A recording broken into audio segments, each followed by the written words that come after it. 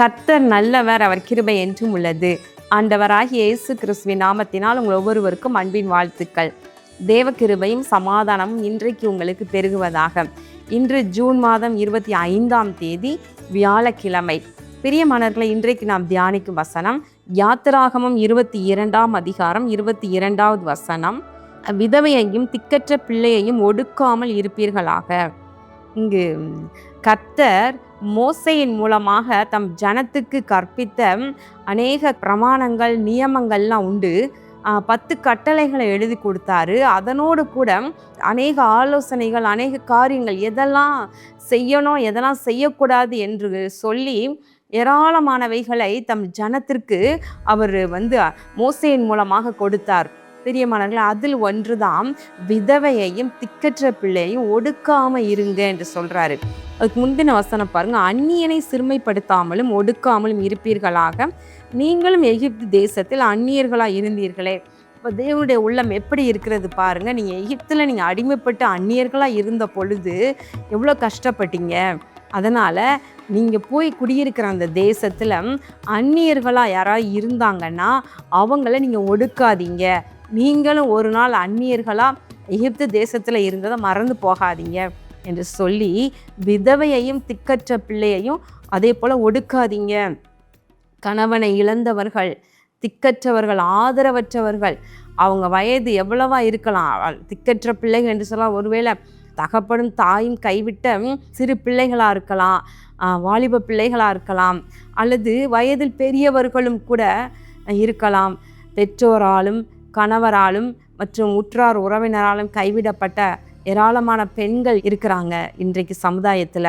அதே போல் முதியோர்கள் இருக்கிறாங்க, தனித்து வாசம் பண்ணுறாங்க. அவங்களுக்கு உதவியே இல்லாமல் இருக்கிற முதியோர்கள், அவங்களுக்கு உதவி செய்ய யாருமே இல்லாமல் இருக்கலாம். ஆனால் அவர்களுக்கெல்லாம் உதவியாக நம்முடைய அரசாங்கம் கூட உதவித்தொகை என்றெல்லாம் வழங்கி சமீப காலங்களில் அவங்களையும் பராமரிக்கிறத பார்க்க முடியுது. பிரியமானவர்களை, விதவையையும் திக்கற்ற பிள்ளையையும் நீங்கள் ஒடுக்காமல் இருங்க. நீங்கள் அவங்களுக்கு போய் ஏதோ ஒரு நன்மை செய்ய முடியலைன்னா கூட பரவாயில்ல, அவங்கள கஷ்டப்படுத்தாதீங்க, அவங்கள ஒடுக்காதீங்க, அவங்கள வாழ விடுங்க. இந்த பூமியில் அவங்கள வாழ விடாதபடி அவங்களுக்குரிய நன்மைகளை, விதவையாக இருந்தால் அவங்களுக்கு என்ன நன்மை இருக்குதோ அதை அபகரிக்கிறதுக்கு தான் இன்றைக்கி அவர்களை சுற்றிலும் இருக்கிற கூட்டம் வேடிக்கை பார்த்து கொண்டு இருக்கோம், திட்டமிட்டு கொண்டு இருக்கலாம். அதே போல் திக்கற்ற பிள்ளையாக இருந்தால் கூட அவங்களுக்கு என்ன இருக்குது, அவங்க என்ன நன்மை இருக்குது, அவங்களுக்கு என்ன சொத்து இருக்குது, அவங்களுக்கு பின்னாடி எப்படி அதை அபகரித்து கொள்ளலாம் என்று சொல்லி தான் திட்டமிட்டு தான் அப்படி கழுகு வட்டம் போடுவது போல சில வட்டம் போட்டுக்கிட்டே இருப்பாங்களே ஒழிய அவங்களுக்கு ஹெல்ப் பண்ண மாட்டாங்க. ஆண்டவர் சொல்கிறார், அவங்கள ஒடுக்காதீங்க, அவங்கள கஷ்டப்படுத்தாதீங்க. அப்படி அவங்கள ஒடுக்கு நான் என்ன செய்வேன்னு சொல்கிறாரு. அவர்களை எவ்வளவாகிலும் ஒடுக்கும் போது அவர்கள் என்னை நோக்கி முறையிட்டால் அவர்கள் முறையிடுதலை நான் நிச்சயமாய் கேட்டு கோபம் உண்டவராகி உங்களை பட்டயத்தினால் கொலை செய்வேன். உங்கள் மனைவிகள் விதவிகளும் உங்கள் பிள்ளைகள் திக்கற்ற பிள்ளைகளும் ஆவார்கள் என்று ஆண்டவர் அவ்வளவு கோபமாக சொல்கிறார். பாருங்களேன், அவங்க நீங்கள் ஒடுக்கும் போது அவங்க என்னை நோக்கி முறையிடுவாங்க. அப்படி என்னை நோக்கி முறையிடும் பொழுது, தேவனே எங்களை நீ பார்க்க மாட்டீரா, நாங்கள் இவ்வளோ ஒடுக்கப்படுறோமே என்று சொல்லி என்னை நோக்கி முறையிடும் பொழுது நான் அவங்களுடைய முறையிடுதலை கேட்பேன் என்று சொல்கிறார். கேட்டு அவர் எப்படி பதில் செய்வேன் என்று சொல்கிறார் பார்த்தீங்களா? அதை வாசிக்கும் பொழுது நமக்கு எவ்வளோ நடுக்கமாக இருக்குது. அப்போ ஆண்டவர் விதவையையும் திக்கற்ற பிள்ளைகளையும் ஆதரிக்கிற தேவனாய் இருக்கிறார். அவர்களுக்கு ஒரு தீமை என்று மற்றவர்கள் செய்யும் பொழுது அவர்கள் தேவனை நோக்கி முறையிட்டால் அது அப்படி தீமை செய்பவர்களுக்கு எவ்வளோ பெரிய ஆபத்தாக போய்விடுகின்றது. அதை ஏழையாக இருக்கிறான் என்று ஏழையை கொள்ளையிடாதே என்று சொல்லி நீதிமொழிகளில் கூட அருமையான வசனம் சொல்லுகிறது. அவர்களுடைய மீட்பர் அவர்களுக்காக வழக்காடி அவர்களுக்கு விரோதமாக செயல்படுகிற பிராணனை கொள்ளையிடுவார் என்று சொல்லப்படுகின்றது. அப்போது கர்த்தர் நீதி உள்ளவர், அவர் இரக்கமுள்ளவர், உருக்கமுள்ளவர் என்று சொல்லி தப்பு செய்யும் பொழுது அதை பார்த்து அப்படியே அதில் இரக்கமாக நம்மளை ஒன்றுமே செய்ய மாட்டார், மன்னிச்சு விட்டுருவார். இன்னைக்கு நிறைய பேர் நினைக்கிறாங்க. அப்படி கிடையாது. வேதாகமத்தில் பார்க்கின்றோம்.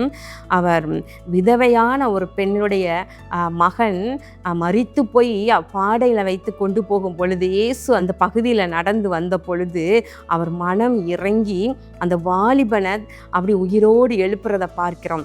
அந்த விதவையான பெண், அவளுக்கு இருந்தது ஒரே மகன், அந்த மகனும் கூட மரித்து போய்விட்டான். அவளுக்கு வாழ்க்கையே சூன்யமாயிருக்கும். என்ன ஒரு வேதனையில் அவள் பாடைக்கு பின்பதாக சென்று கொண்டிருப்பாள். யோசித்து பாருங்களேன். ஆண்டவருடைய உள்ளம் உருகுகின்றது.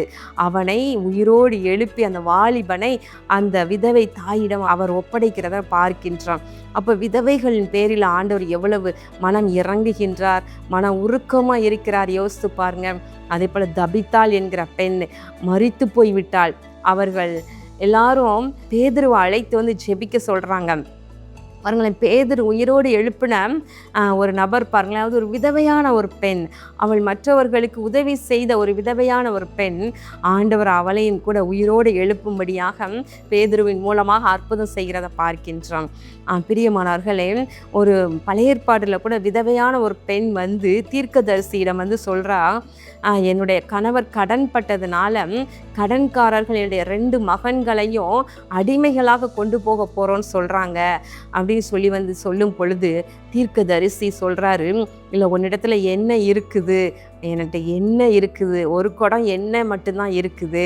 அப்போ நீயும் உன்னுடைய பிள்ளைகளும் அண்டை அயலகத்தார் எல்லார்ட்டையும் பாத்திரங்களை வாங்கி உன் வீட்டிற்குள்ளே வைத்து கதவை பூட்டி அந்த எண்ணெயை மற்ற பாத்திரங்களை வார்த்து வை என்று சொல்லும் பொழுது அந்த விதவையான அந்த பெண் அதற்கு கீழ்ப்படிந்து அதே போல் செய்கிறத பார்க்குறோம். கர்த்தர் அவளுக்கு அற்புதம் செய்கிறாரு. இல்லை அந்த எண்ணெயை கொண்டு கடனெல்லாம் அடைத்து அப்புறம் அவள் அதை விற்று தன்னுடைய ஜீவனம் செய்யும்படியாக ஆண்டவர் அற்புதம் செய்கிறாரு. அப்போ பார்த்தீங்கன்னா அவர்கள் மேலே திக்கற்ற பிள்ளைகள் மேலேயும் விதவைகள் மேலேயும் ஆண்டவர் கரிசனை உள்ளவராக இருக்கிறாரு. அதே போல் நம்மையும் கூட தேவ பிள்ளைகளுக்கும் அழகாய் சொல்லப்படுகிறது, விதவைகளையும் திக்கற்றவர்களையும் விசாரிக்கிறது ஒரு மாசில்லாத சுத்தமான பக்தியாக இருக்கிறது என்று வசனம் சொல்லுகிறது.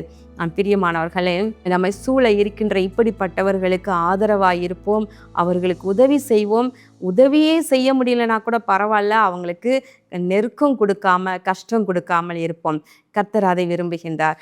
கண்களை மூடி ஜெபம் பண்ணுவோமா? எங்கள் அன்பின் பரலோக பிதாவே, இதோ இந்த நாளில் கூட நாங்கள் தியானித்த வசனத்தின்படி ஆண்டவரே விதவைகளையும் திக்கற்றவர்களையும் ஆண்டவரே ஒடுக்காமல் இருக்க ஆண்டவரே நீர் ஆண்டவரே உதவி செய்தருளும். அதே நேரத்தில் ஆண்டவரே இப்படிப்பட்ட நிலையில் இருக்கிற அன்பு சகோதரிகள் ஆண்டவரே திக்கற்றவர்களாக நாங்கள் இருக்கிறோமே என்று வேதனையோடு ஜெபித்து கொண்டிருக்கிற அன்பான ஒவ்வொருவரையும் நீர் ஆதரிப்பீராக, அவர்களுடைய தேவைகளை சந்திப்பீராக. கர்த்தர் அவர்களுக்கு நீதி நியாயம் செய்து இந்த சமுதாயத்தில் அவர்களை வாழ்ந்திருக்க செய்வீராக. இயேசு கிறிஸ்துவின் நாமத்தினாலே இந்த ஜெபத்தை ஏறெடுக்கின்றேன் நல்ல பிதாவே, ஆமென். பிரியமானவர்களே, வருகின்ற சனிக்கிழமை நமது ஆசீர்வாத டிவியின் உபவாச கூட்டம் நடைபெற இருக்கின்றது. அதை நான் திரும்பவும் உங்களுக்கு ஞாபகப்படுத்துகின்றேன். குடும்பமாய் நீங்கள் கலந்து கொள்ளுங்கள். ஒரு நேரம் உபவாசத்தோடு கூட தேவ சமூகத்தை நம்ம நோக்கி பார்ப்போம், நம்மை தாழ்த்துவோம். தேவனுடைய இரக்கங்கள் நமக்கு உண்டாயிருக்கும். கர்த்தர் உங்களை ஆசீர்வதிப்பாராக. ஆமென்.